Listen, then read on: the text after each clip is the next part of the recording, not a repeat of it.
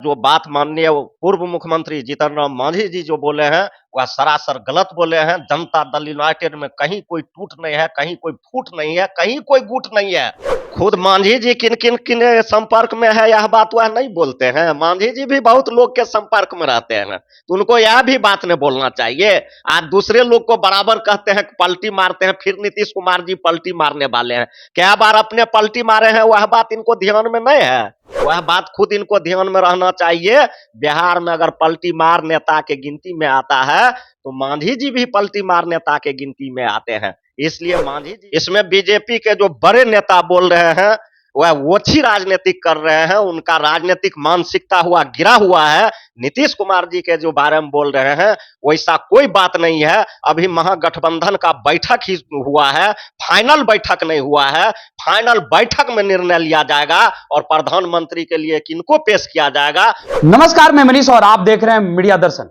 बिहार के मुख्यमंत्री नीतीश कुमार के जदयू के राष्ट्रीय अध्यक्ष बनाए जाने के बाद पूर्व मुख्यमंत्री जीतन राम मांझी ने एक बड़ा बयान दिया है। उन्होंने कहा कि ये पटकथा जो है 2 महीने पहले ही लिखी जा चुकी थी, जब दिल्ली में विजेंद्र प्रसाद यादव और ललन सिंह का एक गुट था और दूसरा गुट संजय झा, अशोक चौधरी और विजय चौधरी का था, जिसमें चाहते थे कि नीतीश कुमार मुख्यमंत्री बने तो वही ललन सिंह चाहते थे कि तेजस्वी यादव मुख्यमंत्री बने। और पार्टी को ललन सिंह लगातार कमजोर कर रहे थे। इसी बात को भाप करके बिहार के मुख्यमंत्री नीतीश कुमार ने जदयू का राष्ट्रीय अध्यक्ष अपने आप को बना लिया। इसी बात पे बात करने के लिए हमारे साथ मौजूद हैं आरजेडी के विधायक रामवृक्ष सदा जी।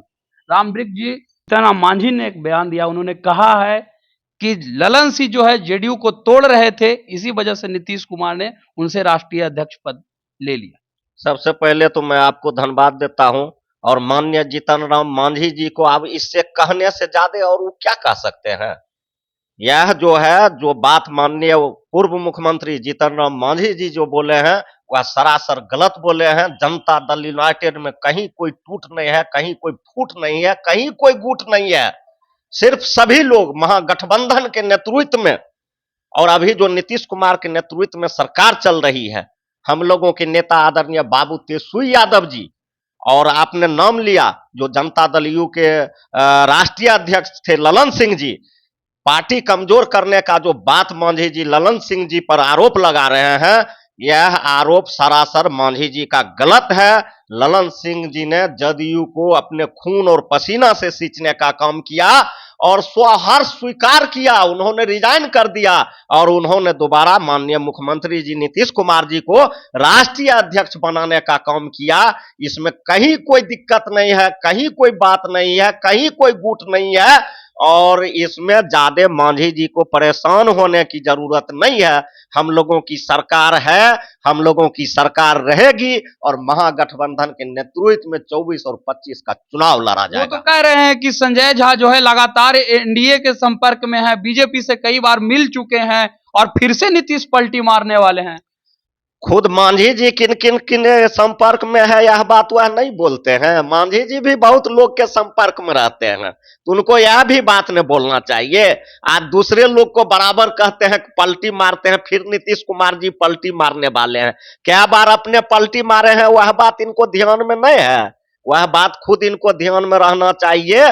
बिहार में अगर पलटी मार नेता के गिनती में आता है तो मांझी जी भी पलटी मार नेता के गिनती में आते हैं। इसलिए मांझी जी अगर किसी पर आरोप लगाते हैं तो वह गलत है। और जहां तक संजय झा जी के बात है, वह बिहार में माननीय मुख्यमंत्री जी के नेतृत्व में मंत्री हैं और कोई भी मंत्री अपने मुख्यमंत्री जी से मिल सकते हैं, बात कर सकते हैं। इसमें कहीं कोई बात नहीं है कि संजय झा जी बीजेपी के संपर्क में है और मुख्यमंत्री जी को कह रहे हैं उधर जाने के लिए। ये तमाम तरह तरह के प्रोपगंडा जो बीजेपी के लोग हैं और बीजेपी के सहयोगी हैं वह उड़ा रहे हैं। इस प्रोपगंडा से महागठबंधन पर कोई असर पड़ने वाला नहीं है और बिहार में सरकार पर कोई असर पड़ने वाला नहीं है। माननीय मुख्यमंत्री जी नीतीश कुमार जी के नेतृत्व में और माननीय उप मुख्यमंत्री बाबू तेजस्वी यादव के नेतृत्व में बिहार आगे बढ़ता रहेगा और हम लोगों के महागठबंधन आगे बढ़ता रहेगा। ये माना जाता है कि नीतीश कुमार जो है कहीं ना कहीं आरजेडी के साथ प्रेशर पॉलिटिक्स वाला काम कर रहे हैं, आप लोग पे लगातार दबाव बनाने के लिए इस तरीके का पूरा रणनीति तैयार कर रहे हैं, क्या कहेंगे? वैसा कोई बात नहीं है। हम लोगों की जो भागीदारी मिली है, माननीय मुख्यमंत्री जी मुख्यमंत्री हैं और हम लोगों के नेता आदरणीय बाबू तेजस्वी यादव जी उप मुख्यमंत्री है। मंत्रिमंडल में भी हम लोगों के दल के लोगों को, साथियों को जगह मिला है और बहुत सामंजस्य पूर्वक सभी लोग मिल के काम कर रहे हैं। बिहार का विकास हो रहा है, बिहार में बेरोजगारी खत्म हो रही है, लोगों को नौकरी मिल रहा है, लोगों को आर्थिक स्थिति ठीक हो रही है, लोगों को रोजगार मिल रहा है।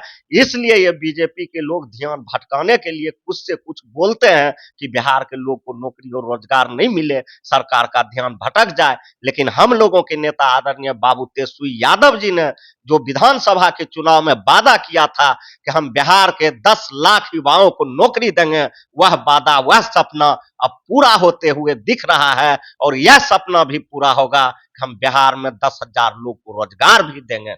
ये बोल रहे हैं, बीजेपी के कई बड़े नेता का ये बयान आया, उन्होंने कहा है कि नीतीश कुमार की जो महत्वाकांक्षा थी प्रधानमंत्री बनने का, उसके उम्मीदवार बनने का, लालू यादव प्रस्ताव नहीं रखे नीतीश कुमार के लेकर के, इसी से नाराज दिख रहे हैं और कुछ बड़ा खेल करने वाले हैं अब नीतीश कुमार।